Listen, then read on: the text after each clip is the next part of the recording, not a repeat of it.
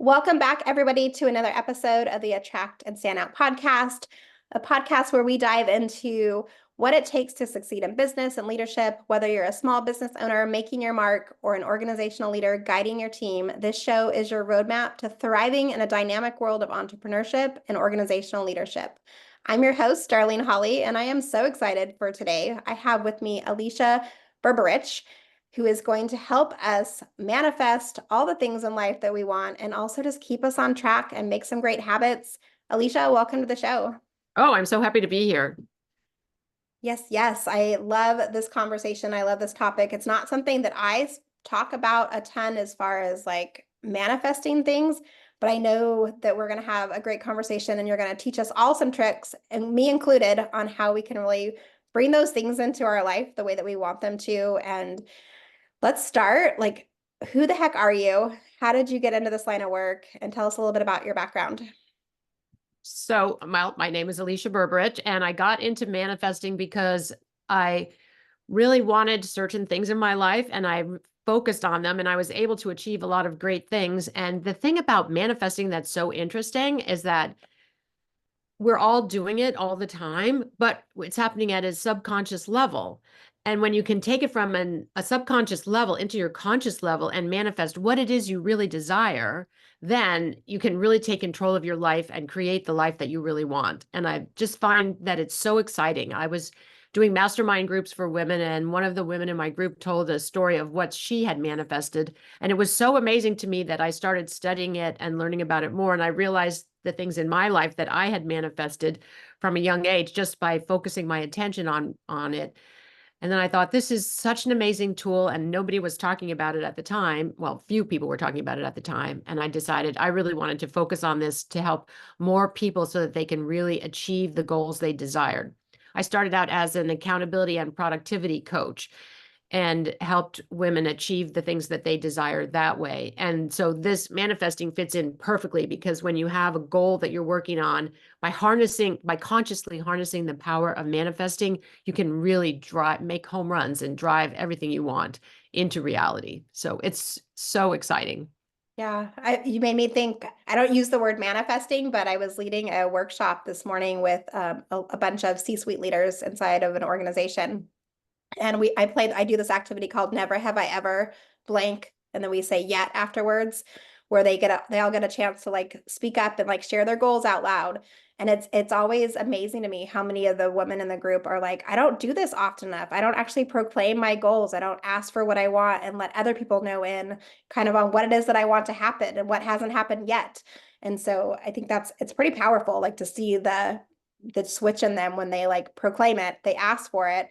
And then obviously this group hasn't happened yet, but I've had so many clients come back and be like, oh my gosh, I proclaimed that thing and it just happened. And like, I can take it down off my vision board or take it off my list of things that I want to have accomplished. And like, it's now a celebration, something we get to celebrate. Yeah. And celebration is a really critical part of manifesting, so that, you're acknowledging that what you wanted, the universe was able to deliver, and appreciating that is a big part of it. So taking that time to celebrate is really cool. Yeah. You reminded me of a time when in 2013, I was at a business conference up in Vancouver, Washington, and there was 100 women there. And each one of us at the end of the evening had to go on stage and announce what it is we most desired in life. And I went towards the end. So because I was like, what do I most want? What do I most desire in life? And I couldn't decide. And then when I got up there, I didn't even know what was going to come out of my mouth. I said, what I most desire is to move to Paris, France with my family. And it was like so random. It just came out of my mouth. And in truth, that really was what I wanted, but I wouldn't have just like said it like that. And then like at the end, at 2014, then we moved to Paris, France. Like, and I think it was just declaring it on the stage in front of all those people and just like really acknowledging on a conscious level what I wanted. And then it all rolled out from there. It was one of the most amazing things, I think. That sounds powerful. Like to put it out there and then for it to actually happen. Like that's pretty cool. But that's what you're facilitating for the people that you're working with, by getting them to actually connect with their vision, with their desire, and to verbalize it in front of other people. That just makes it so exponentially more powerful. Yeah. And there's something cool, like when you were sharing the story about like you didn't know what you were going to say and that happens to come out. Like I think sometimes we even hide what we want from ourselves because we're so afraid to like say it or think it. Like, what if this, like, oh shit, what if this happens? What if this Right. does come true? Like, Right. and there's that piece I know for so many leaders and even entrepreneurs, like where we struggle with like there's that fear of failure, but there's also that fear of success. Like, what Exactly. if this happens? Like, how will that change me? How will that change my family, my friendships, my connections in the world? Like, what would that actually look like? And like big moves, like moving to Paris, like that impacts so many different pieces. And like we're afraid to like put it out there because what Yeah. if? Yeah. It's changes everything. Yeah.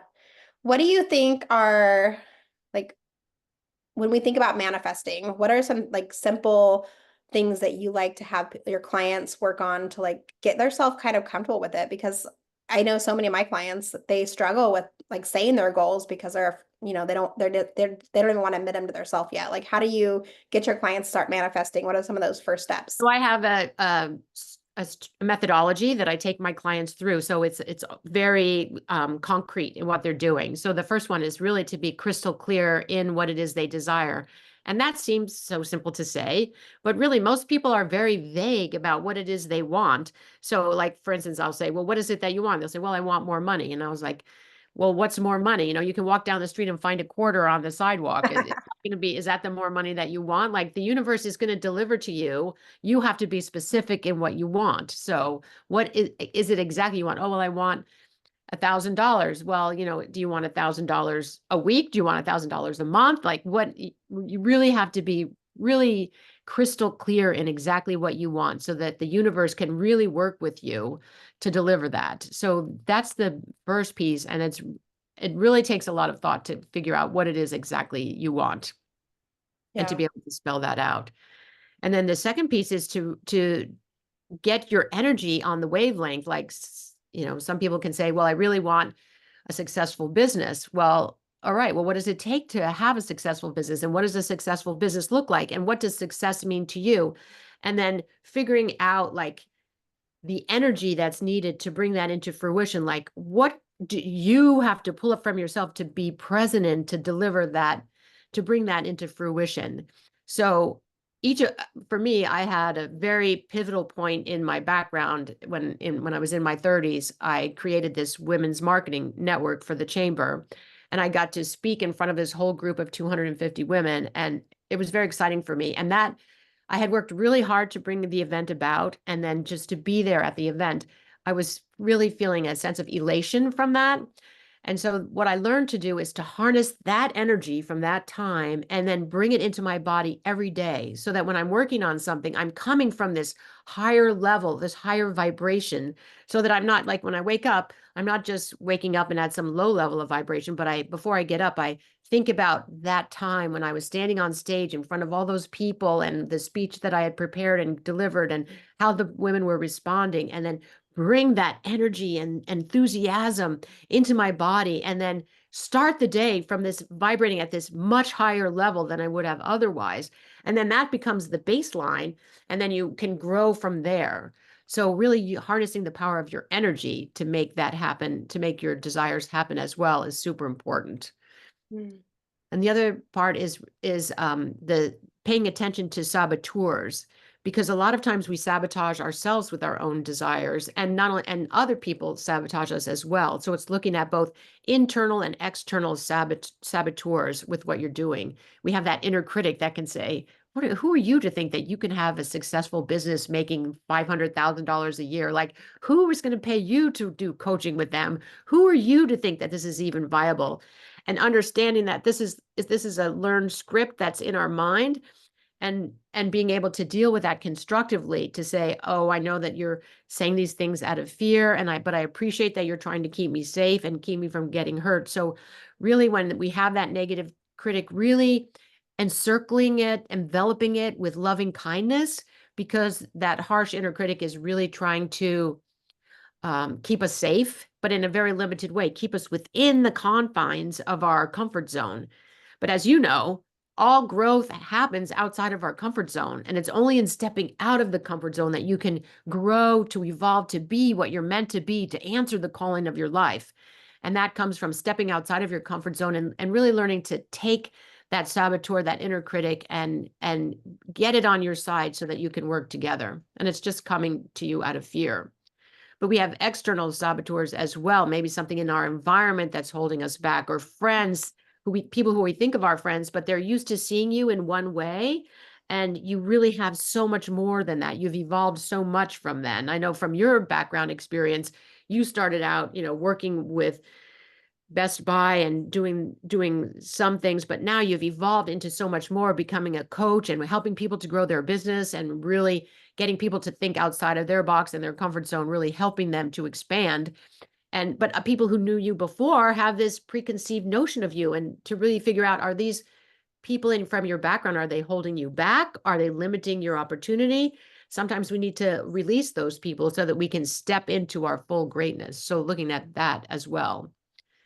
So Yeah, I can see how that one shows up for so many of my clients because we're so worried about what other people are going to think about what we're doing. And I work in two folds with my clients. Like I work with a lot of entrepreneurs with growing their business. And for them, I see like you were just saying, like it's a different, like you're starting your own business, you're putting yourself out there. Like even for myself, I remember my family was like, why on earth would you leave like a steady 401k and like you have benefits and you have vacation and like they pay you really well. And I was like, I'm not happy. Like I want something more in my life. But I like it really took them a long time to be like, they thought I was, crazy for leaving that comfort. And I thought I would be crazy if I stayed. So yeah, like those yeah, different pieces. And then like the organizational leaders that I work with, like they're often, worried about their coworkers are going to think. If they do raise their hand at that meeting, they do speak up and share their ideas. Like what are other people going to think of this idea? And I think there's this place where we have to like step out of like stand in our presence and be unapologetic for who we are and just let people self trust. We have to trust ourselves that we're gonna, mess it up and we're gonna put ourselves out there and it may not work the way that we expect it to every single time, but we're not willing to stay in that comfort spot and get uncomfortable and, put ourselves in places where we can, fail and succeed and try it and fall and get back up in those different moments. So I can see how that really makes a big impact. yeah. Because growth and learning comes from trying something and seeing what happens. Like life is just an experiment, and you're, testing all along the way and learning on the path. Yeah, it's, that throwing the spaghetti on the wall and seeing what sticks and what doesn't Yeah. stick and Yeah. what's going to work. And I think at different points in our life too, different things are going to work for us. Like I've been in business for 18 years now, and the things that I did 18 years ago versus what I do today, like I've learned so much. I've tried things. I've shifted and pivoted and tried different things and put myself out there in big, bold ways and had days where I wanted to hold myself back because I'm like, I don't know if I want to do that. Like that doesn't feel right anymore. Maybe I had been doing it for 4 or 5 years and I'm like, it doesn't feel in my integrity or authentic to who I am anymore. Like I need to switch things up and do things in a different way. But that Yeah. inner critic, I think, I'm going back to what you were talking about, like the inner critic piece. The inner critic is making up stories for us and telling us all of these, lies or, making us doubt ourselves. And what do you think are some of the secrets for like how do we shift that inner critic to really benefit us and put us on the right track, especially if we're trying to manifest all these amazing things? And one of the things you mentioned is like it's telling you a story. And it's really important to focus on that story. It's just a story, and you have the power to tell a different story. Like if your inner critic is saying, you shouldn't take that risk, it's too scary, you're going to look like a fool in front of your coworkers. You can tell yourself the story of a different story and saying that, yeah, but maybe they're going to be excited about this idea and it could really change the direction of our company, and it gets everybody to think about things in a new and different way. So just change the story, because it's all things that are just made up. So just tell yourself a story that's going to be positive and impact you in a good way. Yeah, and it's just ideas too. Like I have Right. to had to tell myself this early on in my career. Like just because I raise my hand and share an idea in a meeting, it doesn't mean it's going to be the best one there. Some days Right. it may be the one that everybody jumps on board with and like this is great. And then other days it's like a building block. It like starts the conversation and gets us to the next spot. Like how do we keep using our voice and sharing ideas and asking for what we want in a way that allows us like to just to keep growing and putting ourselves out there so that, when it is the right time and it is the right idea or the right thing, it's there, but also trust like I'm not going to be the only one that has great ideas. As much as I would love to say every idea that comes out of my brain is like the most brilliant, like there's going to be times where you have a better idea, or one of my coworkers or one of my colleagues, somebody else in the room is like, like, but because I said this part, Right, exactly. building block off of what I Right. shared. And they might not have thought of the things they thought of if you hadn't said that part. Yeah. That's why it's so important. Yeah, absolutely. I think we have to keep doing that. Like I Yeah. was just talking with one of my executive clients, and like we were just having a similar conversation, like how do we keep putting ourselves out there? How do we keep, you know, keep practicing using our voice and saying the hard things and just trust in those Yeah. moments. So And what you said is so important, that how do we keep putting our voice out there? And just by taking the step of doing the action, like an important part of manifesting is to take inspired actions. But by getting your voice out there and saying the things that you're thinking, if you hold it inside, it's just locked inside. But as soon as you get it out, it can really blossom into something special. So really using your voice and sharing it, and that's going to really move you forward. yeah. So we have an idea. We have something we want. We have a goal. We have a vision. We want to proclaim it and put it out there into the world. What are some like we have to do the work Right, sometimes too. Like exactly. you can't just like I wish I could say I wish I had $1 million and it like falls from the sky and lands on Right. my lap. Like there's steps and action and strategy that comes to that. Can you share a little bit about how that interplays with the manifesting piece? Yeah, that was one of the things that really got me about the whole show, The Secret, because it gave the impression that you could just think about something and really focus your attention on thinking, I want $1 million, I want $1 million, I want $1 million. And the universe is going to deliver that to you on a silver platter. And it's just not that way, because unless you show the universe that it's what you want and you take inspired actions every day, then nothing is going to happen. So the way I work with my clients with the accountability aspect of the manifesting is having 3 steps every day that we're taking to move towards our desired outcome. So taking those inspired actions, that's the first one. The second one is to really harness the power of gratitude in what they're doing. And here's the real trick about gratitude. Gratitude is not just being grateful for what's happened in the past. You can be grateful for something that's in the future, but the trick is to bring it into the present like it's already happened. Here's the background. Your internal critic, your inner critic, holds you back because it's afraid of what's coming. It wants you to be safe. It finds comfort in the familiar. So what if you take the future and say you've already achieved it and it becomes familiar to you? So suddenly something that's in the future is like, okay, I want to have my own business earning $500,000 a year. And your inner critic saying, oh, I don't know, that's too much. But you say, oh no, I have a business and I earn $500,000 a year. And I love the way I feel and help and am of service to people in my target market. And then you write that down, and you write it down 3 times every day. You say that. So what is your goal in the future? Actually, you write it down in the present. So it's as if it's already happened. And then the universe says, oh, she earns $500,000 a year working with her clients in this way, and everybody's happy. And so then the universe changes the vibrations of everything around you. So suddenly you connect with things that are on that same level. So you bring them into fruition. Clients come to you that you hadn't expected. All kinds of different things can happen so that you can achieve that goal, because your brain can't tell the difference. You've heard this. Your brain can't tell the difference between what's real and what's not. Yeah. So you say that I've already achieved it. This is who I am. And then that's what happens. So it draws those things to you naturally, but you're taking the inspired actions, you're having the gratitude statements, you're moving forward and really focusing on what it is you desire. I haven't been a journaler for the past like year and a half, 2 years, but probably like the beginning of the pandemic, like 2020, I was journaling like crazy during that time. And I remember one of my sheets was I had wrote out 10 things 10 goals as if they had already happened. And I was writing them every single day and repeating them out loud as well to myself in the mirror. I like to do like mirror work where I look myself in the eye and like kind of have the conversation as if it's already happened. And it was amazing, like the shift inside myself on how those goals were like not maybe going to happen, like possibly, like they could, it'd be nice. Like it was like, no, this is happening and this, and it felt really good. And I also remember writing out like how would I celebrate when I reached that goal? And I like did a visualization of like what that celebration would look like, what dress I was going to wear, where I was going to go, what it was going to look like, what food I was going to eat. Like I envisioned like I was going to go out for this like really fancy dinner and this beautiful dress. And doing that over and over again, like absolutely made me feel like, holy crap, like, yeah, it's going to happen. Like we've got this. It just Yeah. hasn't happened yet and it's coming. And Yeah. this is what it feels like now, Right. just in my own visualization of it. And it definitely led me to closing out quite a few of those, almost all those goals, I think. There might be one on there that I'm still working on.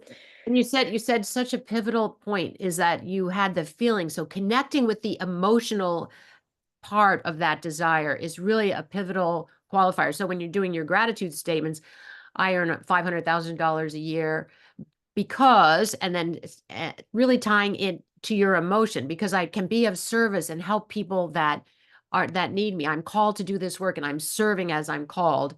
So that emotional aspect really pulls it in together because that's like the fuel for the whole thing, for the Yeah. whole manifesting process. Yeah. Like it kind of all ties it together too. Like there's Yeah. Yeah, so much. exactly. So it sounds like it could be simple, but a lot of people struggle, I think, with this. Like I know a lot of my clients, just even strategy alone, like just sitting. I'm a big. I I like taking people's big visions and breaking them down into itty bitty bite sized steps so they can be really strategic to have those goals happen. But a lot of people don't think that way and they struggle with like finding those pieces. What would you say is like the best thing that they can do if they're struggling with finding the right strategy pieces and Mhm. and putting it all together? Well, if they have clarity on what it is they really want to achieve, then you think about what's one step I can do today. I just need to do one thing that's going to move me a little bit closer to it. And it doesn't like people make the work become overwhelming because they look at the big picture. If I want to earn 500,000, like how am I going to do that? I'm going to need to have 170 clients and they're going to need to be paying me this much. And it becomes overwhelming. But then you think, well, what if today you just need to make one post on LinkedIn and send an email letter to your list about what it is that you're offering, like small steps that you can take each day that's going to move you forward in that direction.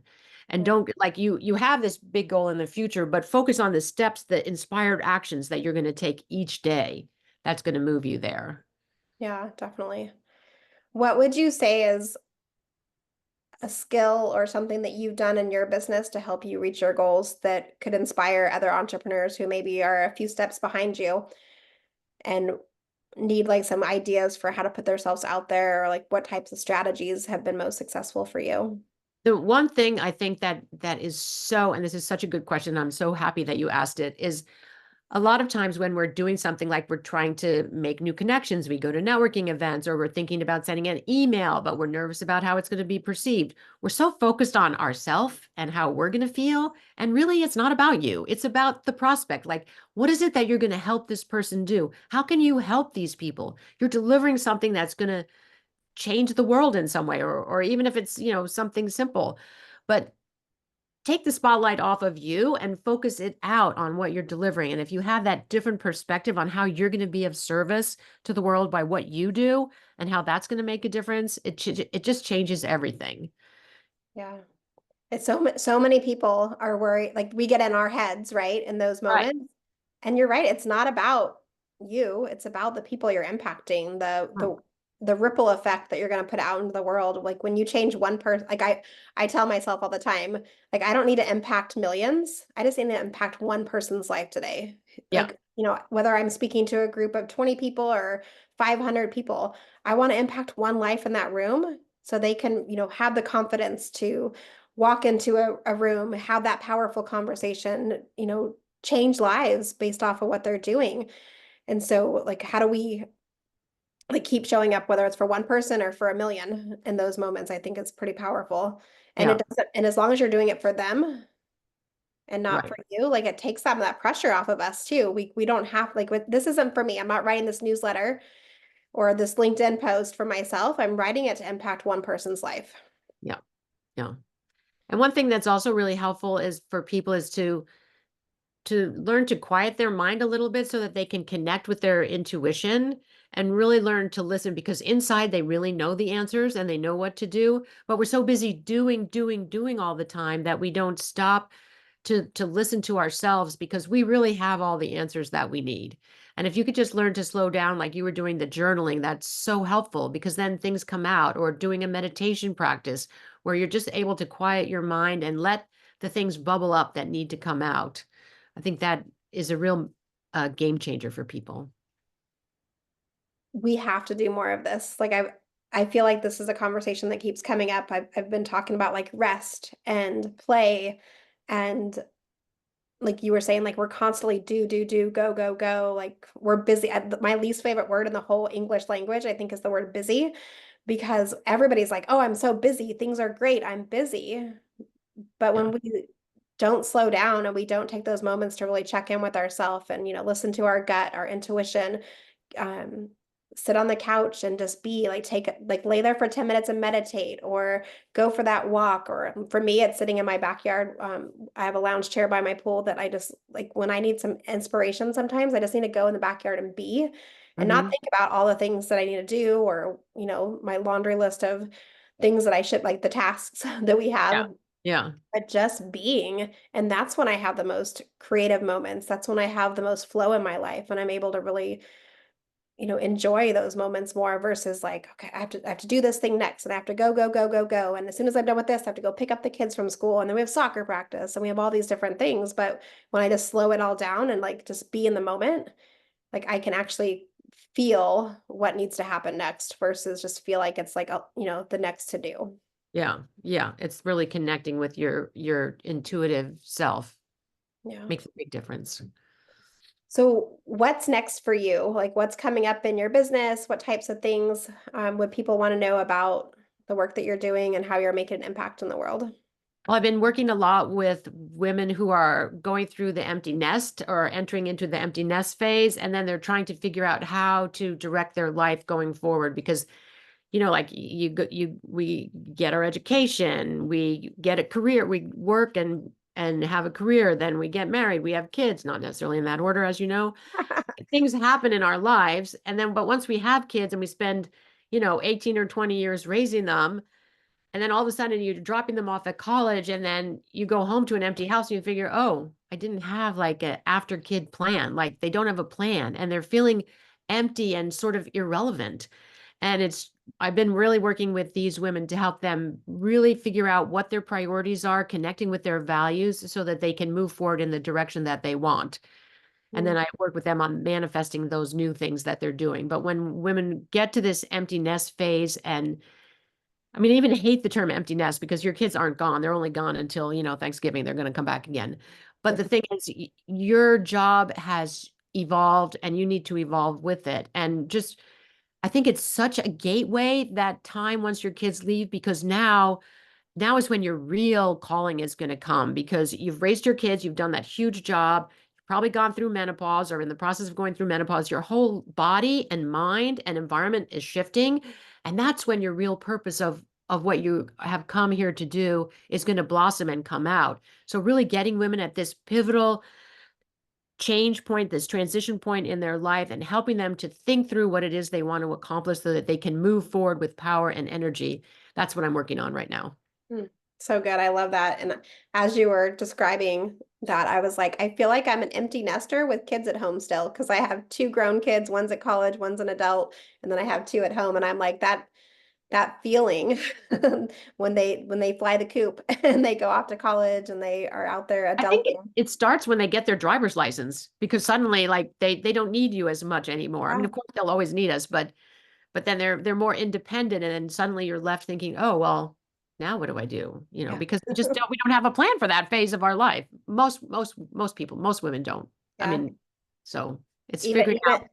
even Sorry. over the weekend, my kids, my two younger kids that are at home still, both of them happen to be on sleepovers. And I was like, this is weird. Like it's just me and my husband here. I'm like, this is like what life is going to be like. It's too quiet in the house. Like, where's the Right. chaos and the craziness and like all the Exactly. stories and the antics? Yeah, so that's what I've been working with women to help them rebuild that connection with their partner, because usually that's taking a back seat while you're raising their Yeah. kids, because that they need everything that we've got. So Yeah. really figuring out how to reconnect and rekindle that flame that was there before. So it's so important. So important and such a such beautiful work that you're doing because I know so many women are able to really thrive and identify like what's next. Like there's more to life after kids. Like I keep telling myself that too. Like there's more to life. Like what does that look like? I mean, that's your big opportunity to really answer a calling and really be of service. Yeah, absolutely. All right, let's dive into some rapid fire questions. I want to get Okay. to know you a little bit better, and I'm curious about this one because you've already shared that you've done some cool things like this. But if I could buy you a plane ticket and you could go anywhere in the world, where would you go and why? Well, you know what the answer to that is. It's Paris, France. I just am in love with France. I love the French language. I love the French lifestyle. People are so interested in food and culture, and they're interested in conversations, really deep conversations, and really analyze things. And they're kind of different because they like to have discussions, and they'll take either side of the table. It doesn't matter. Like they just want to discuss things in detail, and it electrifies my brain. So I love that. Let's pack a bag and let's go. How long did you actually live in Paris when you Two lived over years. there? You were over there for 2 years. Yeah. So cool. And I love that you want like you loved it so much. You're like ready to go back. Let's Yeah, pack a yeah. bag. Let's It makes go. my husband crazy. He's like, you've been to Paris so many times. Why is it that always your number one vacation destination? I'm like, I love it. In some previous life, I must have lived there. Yeah, I'm a creature of habit. I feel like once I've done something I love, I'm like I want to do it again, but Yeah, I've been working hard at like I'm like I want to see the world, so I want to like yeah, go to different places.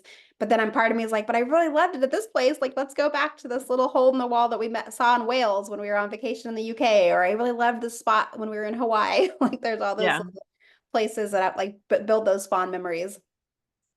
So when Alicia needs to reset, reflect, and recharge and like fuel herself up, where do you like to go? What do you like to do? Oh, well, I live in San Francisco, so we have a great walk right along the beach that takes its the Marina Greens and takes me right out to underneath the Golden Gate Bridge. So Mhm. it's right by the sea, and I'm a water person. So I teach water aerobics. I'm an Aquarian. I like anything to do with the ocean and putting my feet in the sand and really connecting with that. I'm not a mountain person. I'm a beach person. I can relate. I'm a Cancer sign, and I'm always wanting to be either at the beach or in the backyard of my pool or in a bathtub, just soaking, Yeah, showering the day away. yeah, So I exactly. can totally relate to the water pieces. What do you want to leave as part of your legacy? I really want my kids to have a stronger sense of who they are and the possibilities that are open to them. And that's what I want to deliver to other women too. Just like you have so many possibilities within you, and you just need to step into who you want to be and really spending time to figure out what it is you want to bring to the world and then doing it. Just like take small action steps every day and move forward. And you have so many possibilities, so much potential. The thing that I hate more than anything is when I see wasted potential. And when you hear about people who died with their songs still in them, it really breaks my heart because we are here to do big things and we need to get it done. So get on that, girl. Yes, love it. And what book are you reading right now? Or do you have a book on your nightstand or a TV show that you love watching right now? Um, to tell you the truth, I'm watching Sex Education. Have you seen it? I have not. Oh, well, it's on Netflix, and I grew up Catholic and went to an all-girls Catholic school, and my ideas of sex are very limited.